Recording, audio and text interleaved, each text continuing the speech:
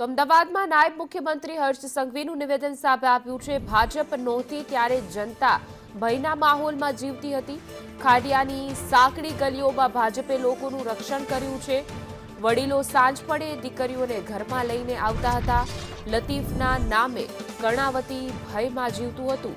રથયાત્રામાં ભગવાનને લૂંટેર રથમાં પણ લઈ જવામાં આવતા, બુલેટ પ્રૂફ રથમાં લઈ જવામાં આવતા હતા। આજે દાદાનું બુલડોઝર ધંધુકા પહોંચ્યું છે। ભાજપના રાજમાં આખી રાત નવરાત્રી રમાઈ છે। નાના વેપારીઓનો પણ ખ્યાલ રાખવામાં આવ્યો કે ખાડિયાની નાની નાની પોલો, આ સાંકડી ગલીઓ કે પછી પૌરાણિક મંદિરો, આ બધા જ વિષયોનું રક્ષણ અગર કોઈ કર્યું હોય તો એ માત્ર ને માત્ર ભારતીય જનતા પાર્ટીના કાર્યકર્તાઓ અને ભારતીય જનતા પાર્ટીની સરકાર દ્વારા કરવામાં આવ્યું છે।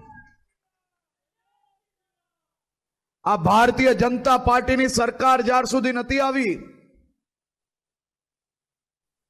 આ ભયના માહોલમાં આ વિસ્તારના નાગરિકોએ જીવવું પડ્યું હતું કે નહીં?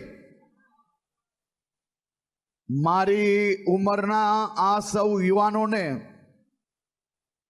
કદાચ એ અંદાજો નહીં હશે કે એમના માતા પિતા, દાદા દાદી, સગા સંબંધીઓ આ વિસ્તારમાં કઈ પરિસ્થિતિએ એમનું જીવન ગુજાર્યું હતું।